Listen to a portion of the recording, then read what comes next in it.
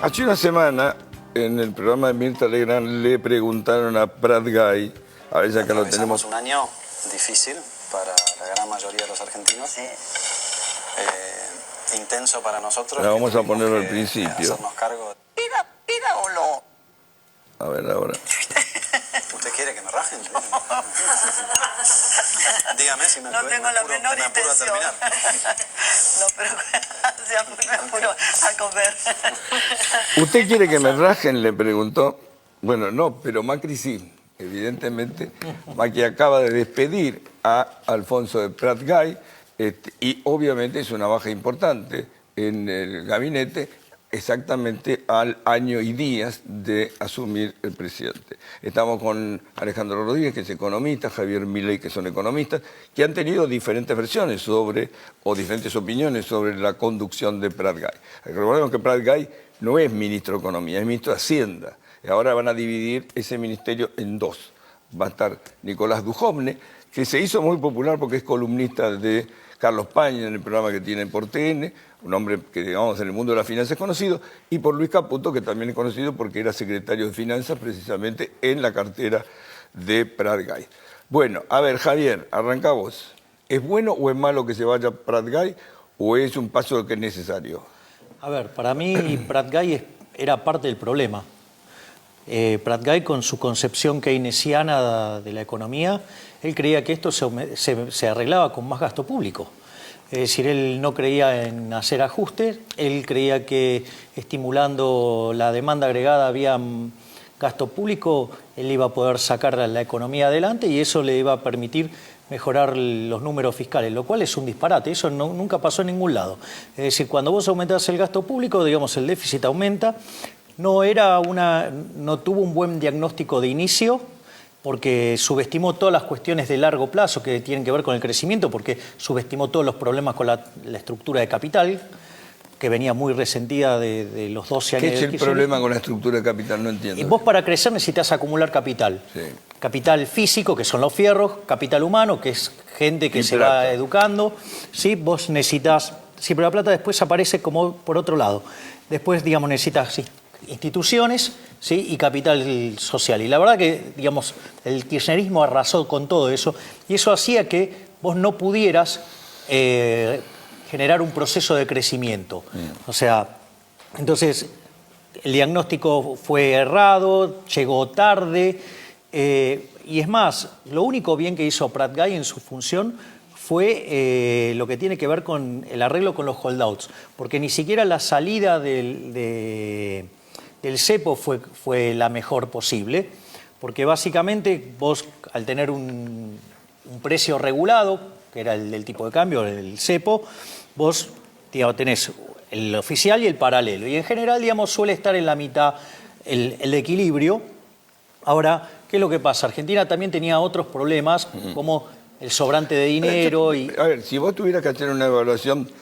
¿Cómo había hecho Mauricio, que se puso 8? ¿Vos decís que Prat Gay se tiene que poner un 3? 2. 2.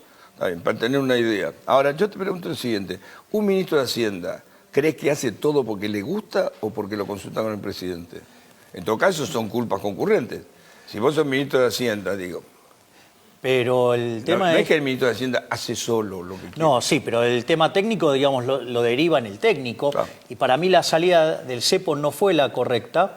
Y eso es lo que contaminó todo después. Porque, mirá qué fue lo que pasó. Pero ¿cómo tenía que haber salido el cepo? La salida del cepo se tendría que haber hecho... ¿Con un dólar más arriba? No.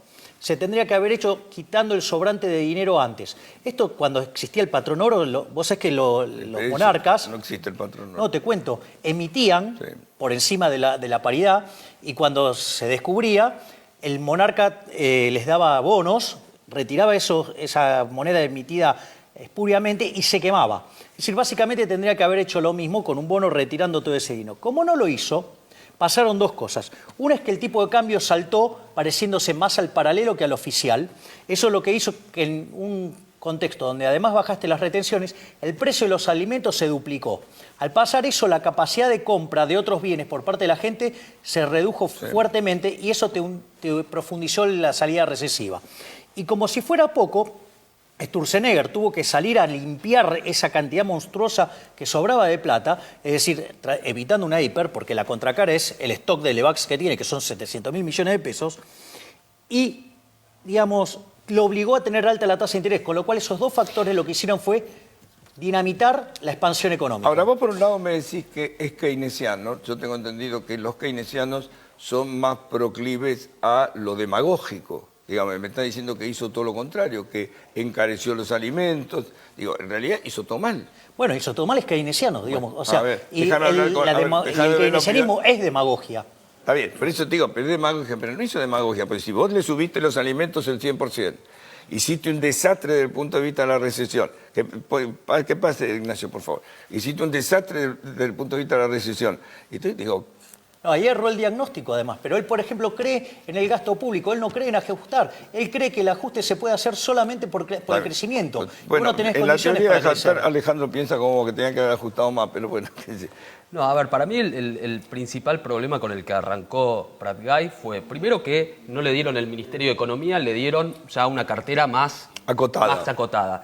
Y después ni siquiera cumplió con su rol de ministro de Hacienda y Finanzas Públicas. El Ministerio de Hacienda, yo escribí el otro día una nota, si en realidad era una Secretaría de Finanzas. Lo único que se dedicó a hacer fue a salir a colocar deuda para cerrar el bache fiscal sin plantear un plan serio, esto lo hablamos a principio de año, Chiche, que este gobierno no tenía un programa económico, no tenía un plan de metas, de objetivos y de instrumentos con los cuales iba a alcanzar esos objetivos en materia económica a lo largo del año. Sí el Banco Central, pero no desde la parte de lo que era la vieja cartera de Economía. Sí. Y bueno, eso fue lo que se vio. Directamente lo único que hicieron este año desde la cartera de Prat Guy fue colocar deuda. Cuando tuvieron que hacer algo que era plantear la modificación al impuesto a las ganancias, lo mandaron al muere, lo hicieron pasar un papelón al presidente en el Congreso. O sea, la verdad, en ese sentido, yo creo que la labor de Prat Guy, más allá de los primeros 2 meses... ¿Pero capaz el error de ganancias se lo adjudicás a Prat Guy? Sí. Sí, Prat Guy tendría que haber preparado el proyecto ganador de la modificación del impuesto a las ganancias, y no en diciembre para tratarlo en extraordinaria, ya lo tendría que haber tenido preparado en marzo, ¿bien? Y nunca lo tuvo. ¿Pero esa es tarea de Prat Guy? Sí, ese es el Ministerio de Hacienda. Claro. O sea que fue un desastre. ¿Vos cuánto le pondrías también? A ver, por la parte de la negociación con los holdouts, ahí yo creo que le pongo un 8. El tipo, la verdad que eran el equipo para manejar ese problema. Pero no es que fue el que negoció Luis Caputo. Bueno, pero es parte del equipo de Prat Guy. Ahí yo no me voy a meter si fue él, si fue el segundo, si fue el tercero, si fue el que limpia el baño. O sea, el negocio, digamos, para pagar lo hizo bien. Lo hizo bien. Pero la negociación para juntar la guita no. Buena. A ver, lograron la colocación de deuda más grande de la historia los tipos. O sea... Sí. Podrá ser bueno, podrá ser malo desde el punto de vista de nosotros que lo tenemos que pagar, pero ellos como colocadores de deuda hicieron su trabajo muy bien. ¿Pero no lo hubiera hecho cualquiera eso? No. Si vos vas en nombre de un país soberano, como la Argentina, y decís, señor, estamos dispuestos a pagar, y cambió el gobierno. ¿Cómo? Mirá el desastre que hicieron los kirchneristas. Pero porque no querían garparlo. No, bueno, digo, ok. Sí, tengo entendido que lo que, digamos, ideológicamente no podían garparlo. No, tampoco es tan sencillo el tema de una colocación de deuda de esa magnitud. Pregunto, digo. Hay que negociar muchas variables, muchas cláusulas. Esos contratos son libros así de gordos, llenos de temas que después nos enteramos 20 años después, ¿no? Como pasó con la cláusula Rufo, con los ajustes y esto. Digamos, no es una tarea fácil, aparentemente. Quiero acotar algo de lo que dijo Alejandro, que está muy bien. Porque, a ver, Kicillof tuvo una negociación con el Club de París. Le pagó todo, le pagó muchísimo más de lo que tenía que pagar. Sí. O sea, pagó 4 veces más de lo que correspondía pagar. Pero Kicillof ya no está.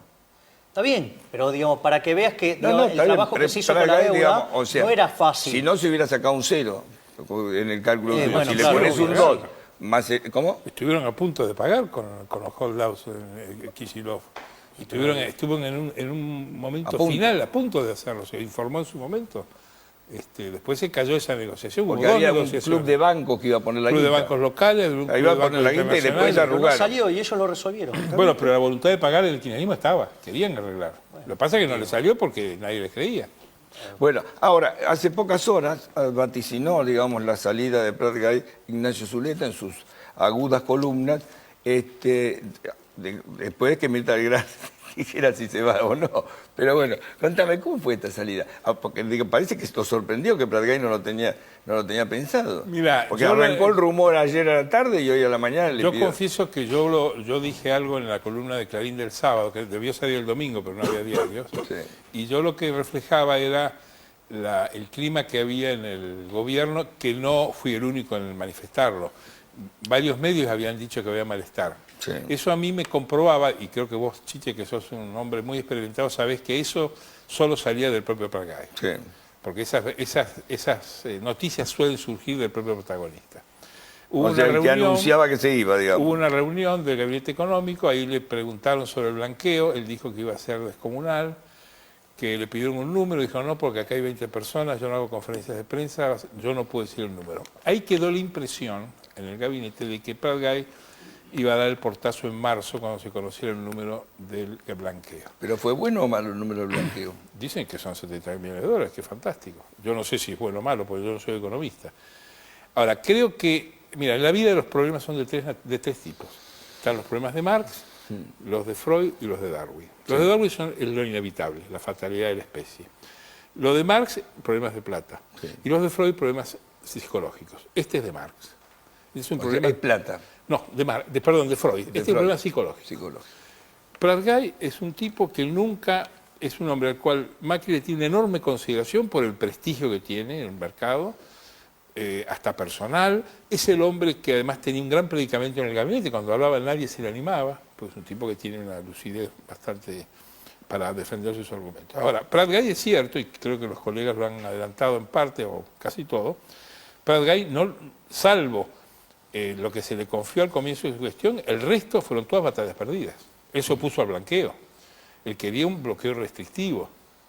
Él quería un bloqueo. Decía que no había que premiar a los tránsfugas. Junto con Carrió, Ahora, frenaron yo y le preguntaba a modificaron. los chicos, Y fracasó en ganancias.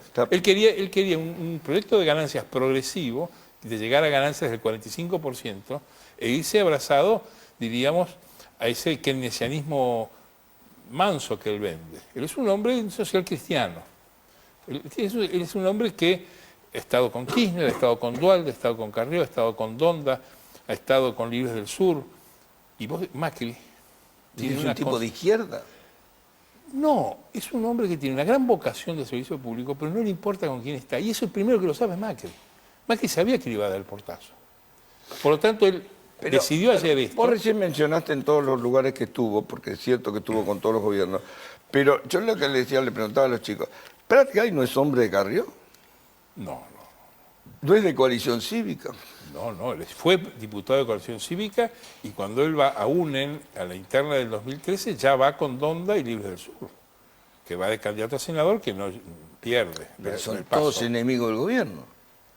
O sea, sus aliados políticos ahí son está. enemigos del Yo no gobierno. quiero citar el libro Macri Confidencial, pero yo cuento que ahí nace Cambiemos. Cambiemos nace del proceso de digestión de UNEN y FAUNEN.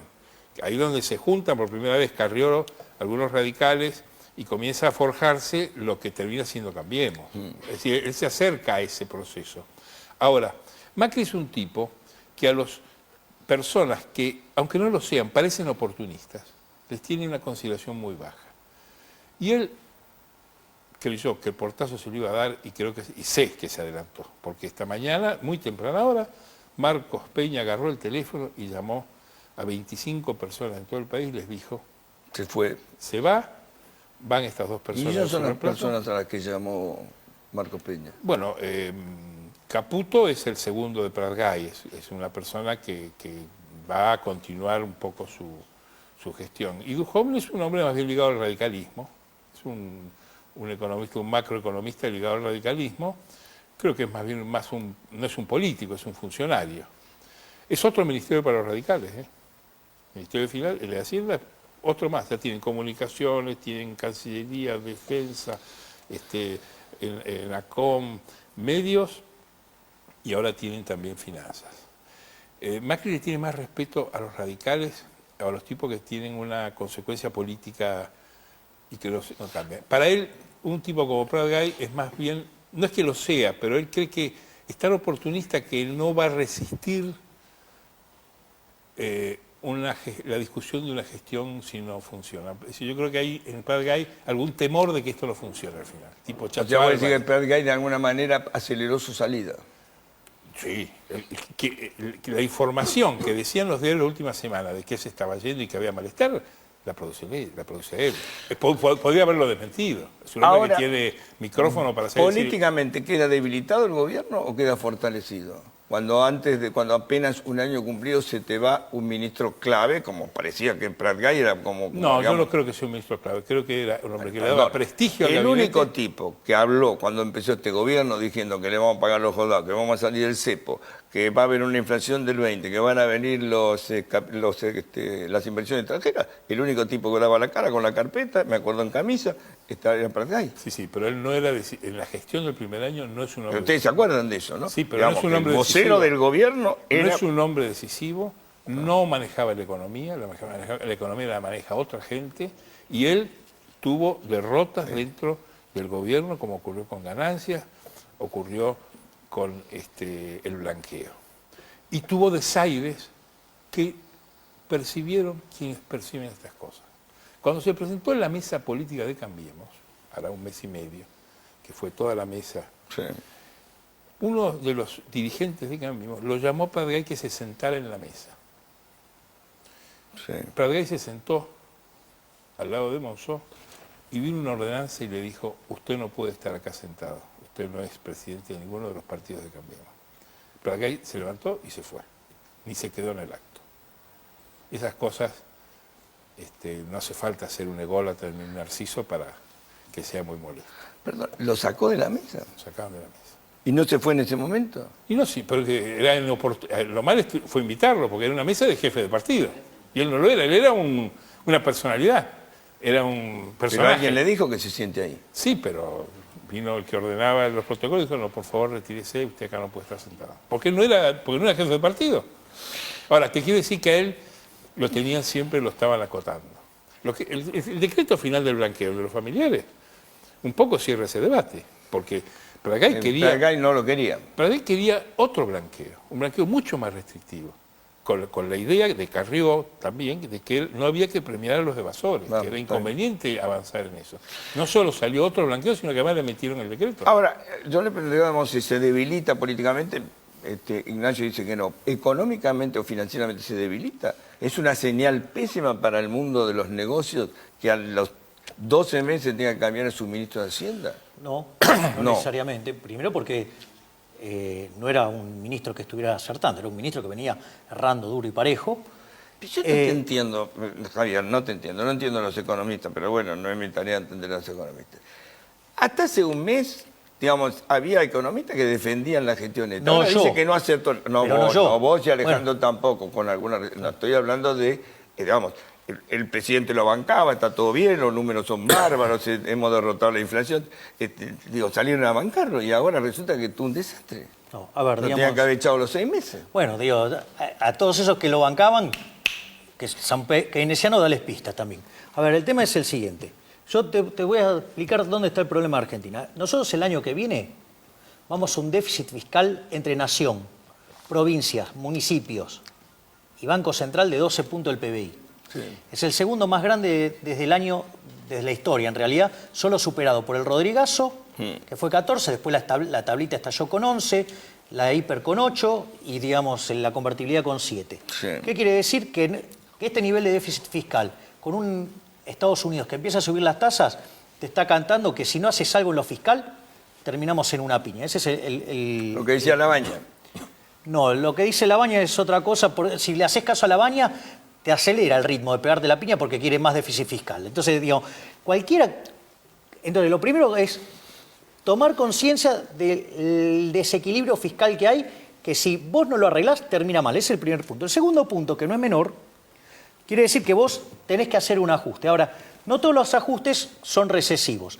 Cuando vos lográs hacer el ajuste con aumento de la inversión, eso, digamos, no es recesivo. El problema es cuando vos haces el ajuste y no tenés confianza, no tiene una contrapartida de inversión y se te cae el nivel de actividad económica.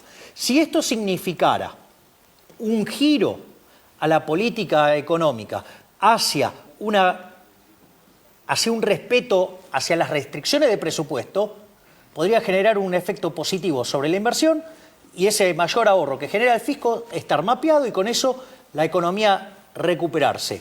Con lo cual, tiene una bala de plata, la tiene que aprovechar. Si va a seguir con este verso del gradualismo y todas estas cosas grises, esto va a terminar como todos los programas gradualistas, una crisis. Vos que tenés capacidad didáctica, Alejandro, ¿qué estás diciendo, Milei? ¿Estás de acuerdo o no estás de acuerdo? O más o menos. No, estoy de acuerdo, los números fiscales son horribles. En eso no hay ninguna Perdón, duda. números que se lo vienen diciendo el presidente desde que comenzó Sí, este y proceso. números que el presidente cuando estaba en campaña decía que no se podía sostener con ese nivel de gasto y de déficit. Pues los dos son un problema. Sí. Una cosa es el tamaño del Estado, que es problemático, porque ya de por sí el tamaño del Estado te está consumiendo recursos que podrían haberse destinado a actividades productivas, y además tenés el déficit, que el déficit lo tenés que financiar con impuestos, los impuestos son distorsivos, y lo financiás con emisión, deuda, sabemos cómo termina la historia. Ahora, ¿qué es lo que se va a venir, creo yo, ahora en materia de corrección en lo fiscal? Hay dos escenarios para mí que son posibles. Una es la versión más de shock, si querés ponerlo de alguna manera, que es lo que está pasando en Brasil, donde están tratando de pasar una ley que básicamente congele el gasto público. Congelarlo en realidad significa en términos reales, no congelarlo en términos nominales. En un país con la inflación que hay acá no se podría hacer.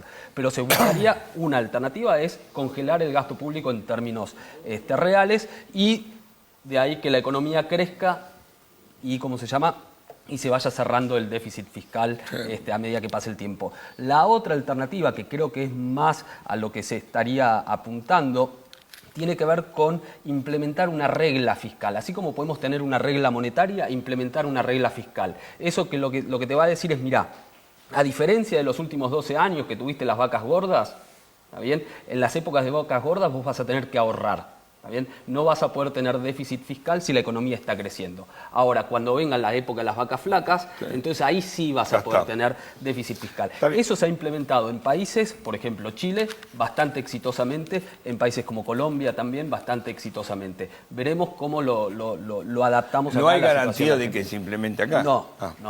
Ahora, lo que te digo es, ¿vos creés que la piel social de la Argentina resiste un ajuste?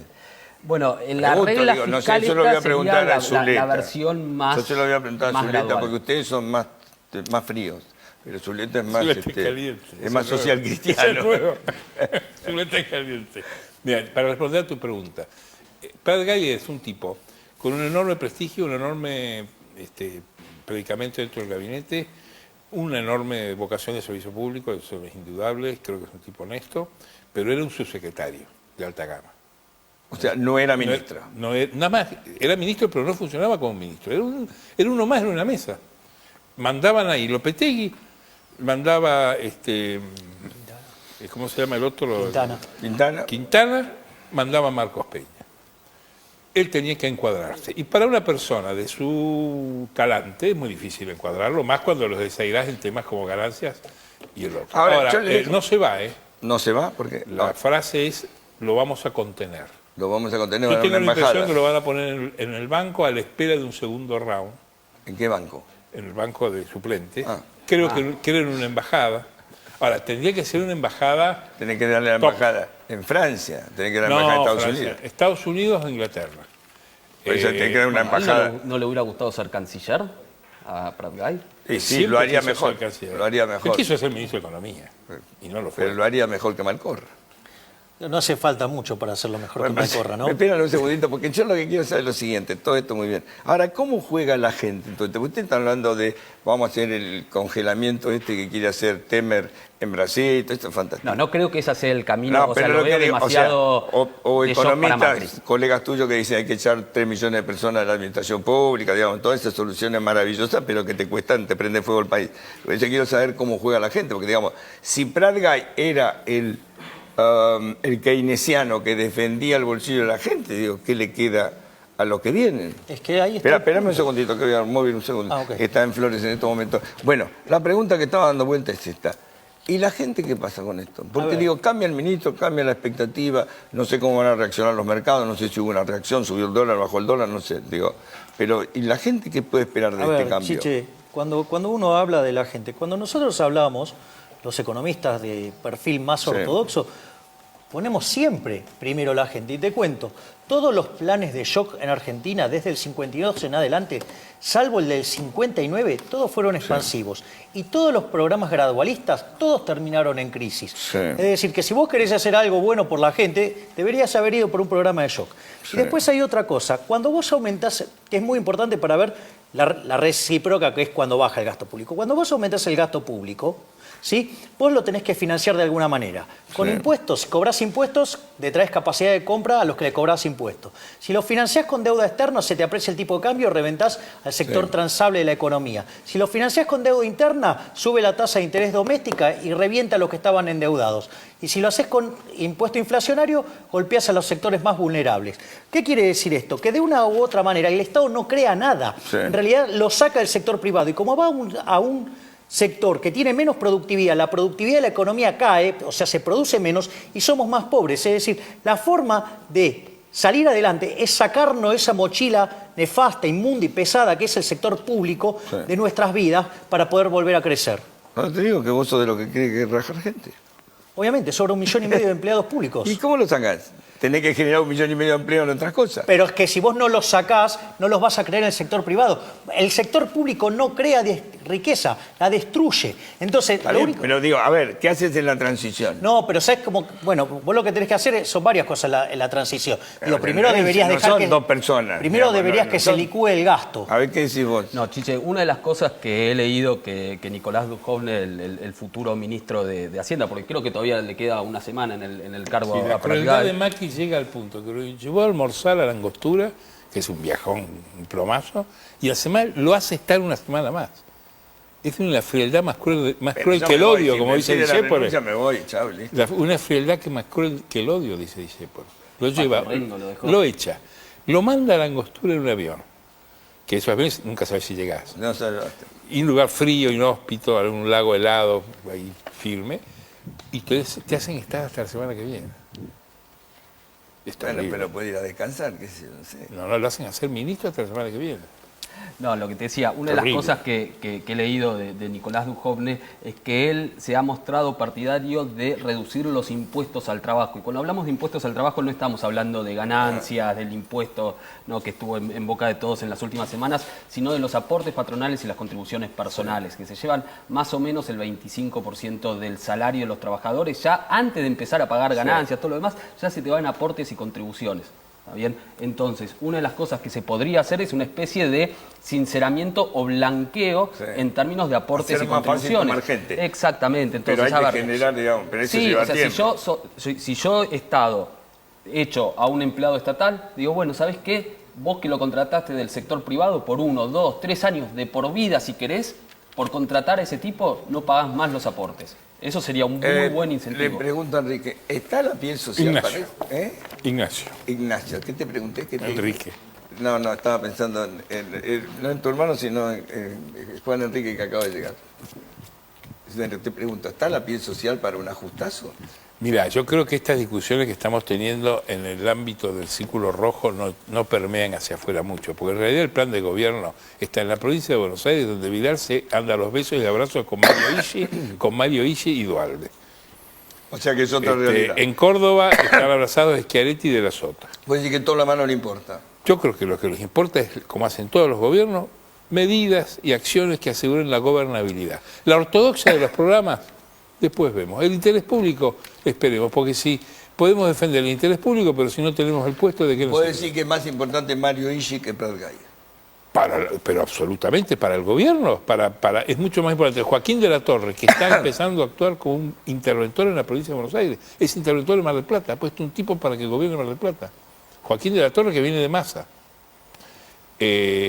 O sea, la política creo que es mucho más importante que estas discusiones que son importantes. El caso de Dujovne es un tipo mucho más ortodoxo que Pratgay. No, para eso no hace falta mucho, igual.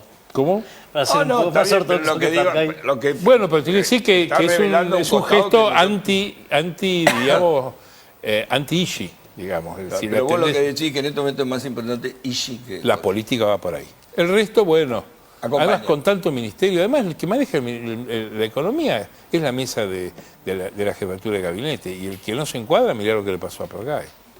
Chiche, Jóvenes, sí, un perdón. comentario. Sí. Recuerdo que en el año 2001 Sí. López Chino, Murphy la doctora, quiso hacer ¿qué un pasa? ajuste de menos de medio punto del PBI. Sí, Y después, 2001. Y se después prendió en fuego que- el país. Ok, con lo cual, esto de la corporación política, de ignorar persistentemente las restricciones del presupuesto, no termina bien. Que sigan haciendo política y nosotros somos el Titanic camino al iceberg. Y nunca el Titanic le ganó al iceberg, ¿eh? Nunca.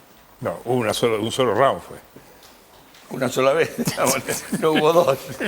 Sí, se hundió el Titanic, el iceberg sigue ahí. Estoy de acuerdo. Sí. No hubo dos. ¿Vos coincidís con eso?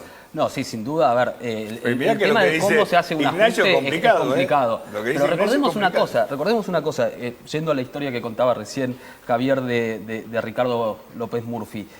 Ricardo trató de hacer un ajuste de medio punto del PBI. Sí. Duró 2 semanas. Sí. Vino Cavallo, le bajaron el 13% a los jubilados. Fue mucho más el ajuste que lo que quería hacer Sí, Ricardo. pero le prendieron fuego a la Casa de Gobierno. Sí, Pero la política pero, nunca... no, pero una cuestión es, miremos con detalle, cuando alguien viene y dice, miren muchachos, yo vengo a proponer este ajuste, no lo corramos desde el vamos, porque después, como dice Javier, el iceberg que está ahí, y es duro, está bien, y te chocás. Y Ese se año chocaron, cayó y fue mucho 4% más. el PBI y el que le siguió, 12%. La política nunca acepta las restricciones del sistema. Ok, Cuando en el listo. 2001 se Nos discutía vamos a la piña. qué van a hacer, Vamos a la piña. En la Argentina la política cambia el sistema. Cuando las restricciones le hacen la vida imposible, cambia el sistema. Por eso de ser el quinto país del mundo, estamos oscilando entre el 50 y el 60. Bueno, sí se lo ha hecho, ¿qué crees No, que haga? bueno, Pero está bien, actúan yo así. te digo, Yo te digo, que por eso... Y digamos, Cela Constantini. Cuando- ¿Por qué se va Constantini? Porque era la reina de los sindicatos. Sí. Ahora, Cela Constantini, ¿de dónde viene? De la General Motors. Cristina Kirchner le dio $50 millones a la General Motors para que siguiera. Están acostumbrados a la plata del Estado. Y Obama la estatizó. La General Motors internacional, peor todavía. O sea, hay que entender la política y la economía. Cuando estos tipos llegan a los cargos, no les importa la doctrina. ¿Querés subsidio? Dame más subsidio, dame 3, dame 5, dame 10. Pero lo importante es entenderlo, Pero y en no Estados Unidos- enojarse. En Estados Unidos no se estrella con los subsidios, nosotros casi sí. Bueno, cuando Obama estatizó la General Motors y le dio el auxilio al Citibank, que implicó casi una estatización, decían que Obama era comunista. Decían que Obama era comunista, que había entrado Estados Unidos en el socialismo. Está escrito y dicho en su momento. Es decir, hay que entender por qué los políticos son así. Esta Joder. semana se reunieron Labaña, Puerta, con Dualde y celebraron el 2001. Hicieron una comida por los 15 años y llegó Solá y estaba Y Piñanelli. están contentos. La política es así y es lo lindo que tiene. La política es canalla. Eso es lo divertido. Si no, haríamos crítica de cine, ¿o no? Sí. Estaríamos en Cannes. Vos decís que es más divertida la política. Obviamente, sí, es un mundo de canallas. Gracias, Gracias, jóvenes.